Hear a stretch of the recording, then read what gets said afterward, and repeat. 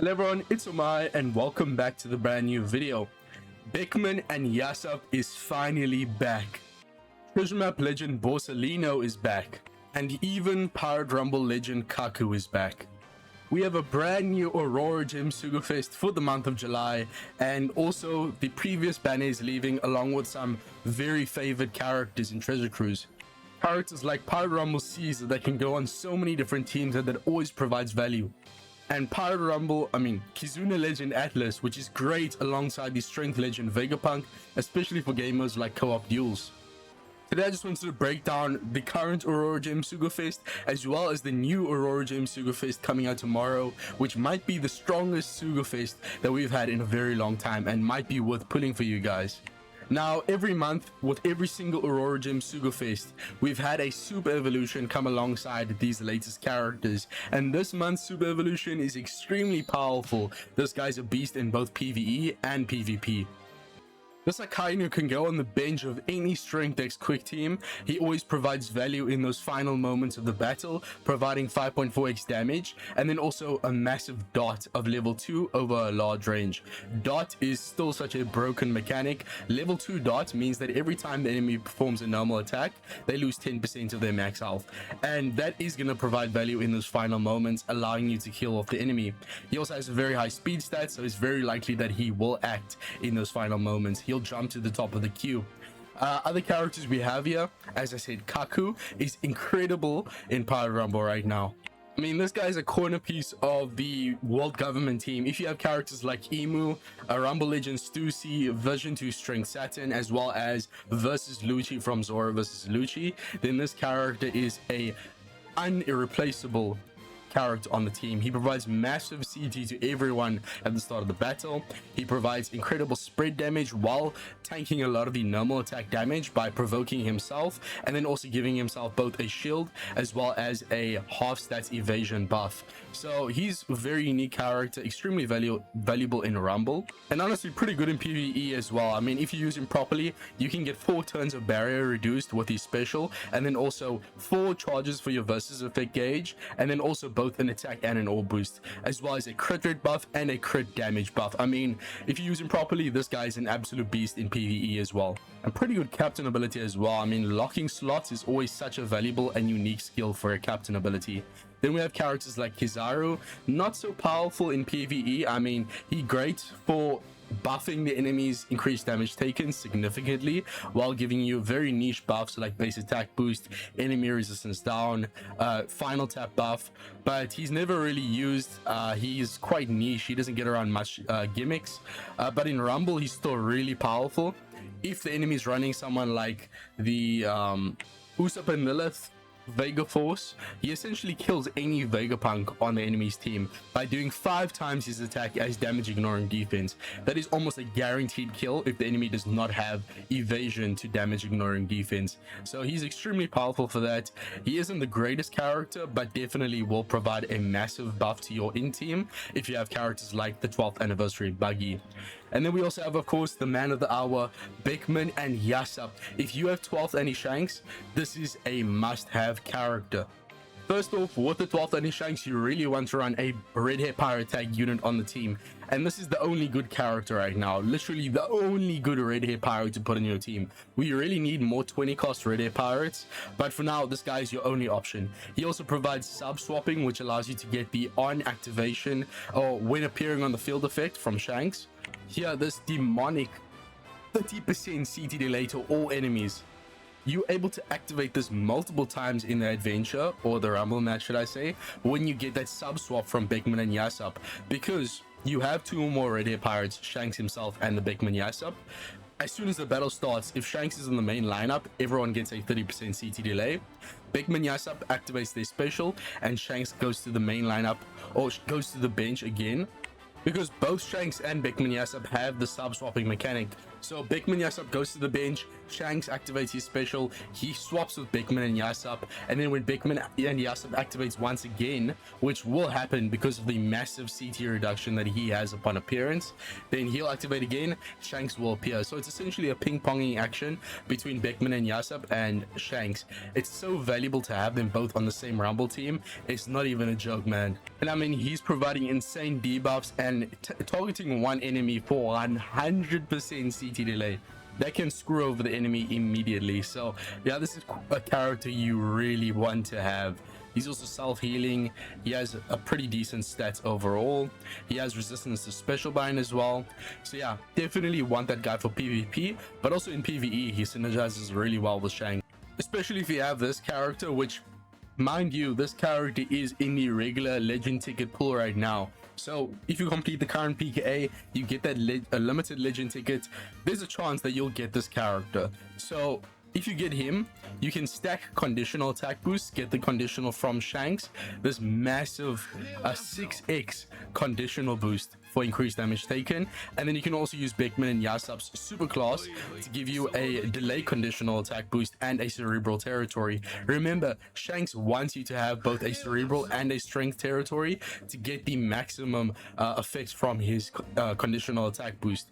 He's reducing bind, the Beckman Yasopp is reducing special bind, he provides damage reduction, an attack boost, a full board of matching orbs, and also he will self-proc the conditional attack boost and then also provide a set target status. Such a unique set of abilities, and of course this is implied utility here with the damage reduction. You can get around death hits and of course also get damage reduction attack boosts to get really powerful.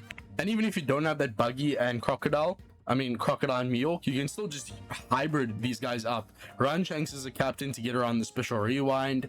He also has a pretty good super class or EX super to get around enemies defense up, and you can run the Beckman and Yasopp as a captain and get the ability to stack conditional boosts and also get around the special bind, of course. And actually forgot to discuss a kindness PvE function. I mean, this guy has such a broken special, reducing barriers by 3 turns. Units that have this ability are always going to be good, but then he also reduces despair by 6 turns, which is enough, and then also will give an end of turn damage effect to get around resilience and also defense down the enemy 2-0. So as long as the enemy has immunity excluding certain defense down, as well as no defense down immunity, you can use this character to get around defense up and proc his own conditional attack boost. Yes, he's providing a conditional boost and an attack boost, so he's doing so much. He's getting around barriers, defense up, resilience, so 3 very prominent defensive effects, as well as despair. And then he's also providing 2 forms of damage here, a self-proc conditional boost and an attack boost. So yeah, this guy's insane in regular content as well. He also has a pretty good super type here. He can give the enemy increased damage taken, so even more damage. Of course, the main drawback to both of his defense down and the increased damage taken is that it doesn't go through immunities, but we're starting to see a lot more content that has only one type of immunity, that being like immunity to just defense down, immunity to just delay. So these kind of characters are actually starting to see a lot more play. And also, if the enemy swaps one of your specific subs into the captain, you can also get around captain swap. So I mean, this guy's just doing everything, man.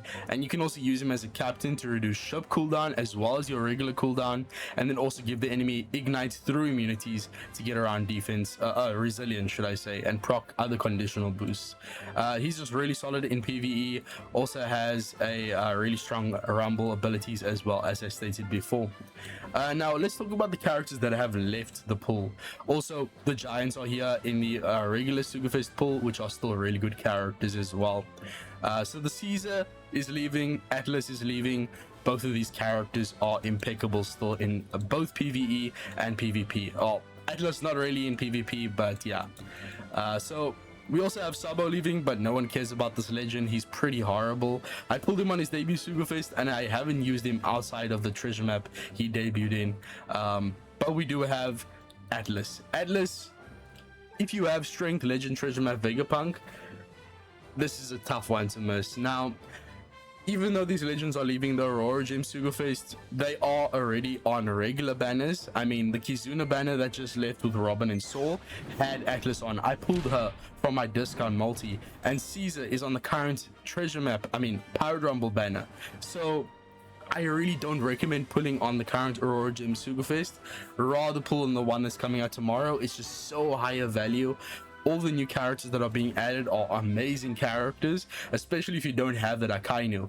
And also, as I said, these characters are already on their regular banners. Caesar's on the Power Rumble banner, and also Atlas is on regular Kizuna banners now. So even though they're really powerful, I mean, Caesar, we can talk about Caesar for ages, man.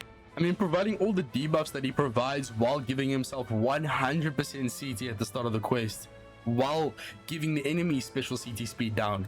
This is such a crucial character because after the 12th anniversary meta, those first few seconds of the battle are super important. It's so important that you activate your specials before the enemy, and this character allows you to do that by giving the enemy massive speed down, special CT speed down, defense down, making them vulnerable to even regular types of damage, giving them dot, which, as I said in multiple videos, is so overpowered. Level 3 dot means the enemy loses 15% of their max HP every time they successfully perform a normal attack, and then also allows the team to evade dot. So protecting the team immensely while debuffing the enemy heavily. And he also has quite a good defense stat as well, just very surprising from Caesar. And of course, he's a 20 cost unit that has immense value, and he can also evade action bind, so really nice. And the reason Atlas is so good is that when you run Treasure Map Legend Vegapunk, you can activate her special twice in the same turn, and every time you activate her, you can choose 2 of these massive damage boosting effects. So with double activation, you can guess it, it's 4 damage buffs that you can get with this unit alone. So you can get an attack boost or boost of 3.25x, a damage reduction based attack boost that has a 1-to-1 ratio. We haven't seen any damage reduction that has a higher value than this. For every 10% of damage reduction, it's 0.1x added to your damage, and then also a base attack boost and a 2 chain boost additive. So I mean, so invaluable. She's also giving cerebral characters 4 turns of cooldown if you activate her twice, reducing threshold by 10 turns, reducing damage, so she's self-proccing that damage reduction based attack boost, and also allowing you to get around death hits. I mean, the special alone with Treasure Map Vegapunk is unbelievable. She's not bad in regular content either as a captain. She does have the ability to get around enemy damage nullification from a captain ability, which is quite unique. She also has great cooldowns and pretty decent damage multipliers. And you can also turn the attack boost that she provides into a stackable attack boost. Unfortunately, this would be nice if you could use her special for the first time, turn the first attack boost into a stackable one, and then when Treasure Map Vegapunk charges her special again, you can get a second attack boost. But that's not how it works. Unfortunately, you can't stack the exact same type of attack boost. So doing this twice would not work, but still providing that stackable attack boost is quite powerful, especially since she's only reducing the multiplier by 0.5. I mean, that's a very minimal reduction. And then of course super type as well. She also has quite the powerful support effect, giving adjacent characters bomb orbs. I mean, anytime the enemy has orb based damage reduction, this is going to be a great support effect, because the enemy almost never has damage reduction orbs to bomb orbs. It's almost always the exception, which is why characters like Usopp and Lilith have been so timeless. Their swap effect allows you to get around damage reduction, I mean orb-based damage reduction, right? And then she also gives you a 30% damage reduction, which is enough to handle a lot of death hits, right? So overall, this is a character that is mainly used for PvE, not so much for PvP, whereas Caesar's mostly used in PvP and not PvE, right? But as I said, heavily recommend that you stick to the new Aurora Gem banner. But you need to make your decision right now. Do you value Caesar and Atlas more than getting Beckman and Yasopp, Treasure Map Legend Borsellino, and Legend Kaku from the Pirate Rumble Sugo-Fest? So I leave it into your hands. These were the basic breakdowns. You can decide whether or not you think this Sugo-Fest is better than the one that's coming out tomorrow, or vice versa. But if the video helped, leave a comment, like and subscribe. Leave your thoughts down below. What are you going to do? Are you going to pull on this one or the one that's coming out tomorrow? But with all that being said, I'll see you guys in the next one. Peace, and I'm out.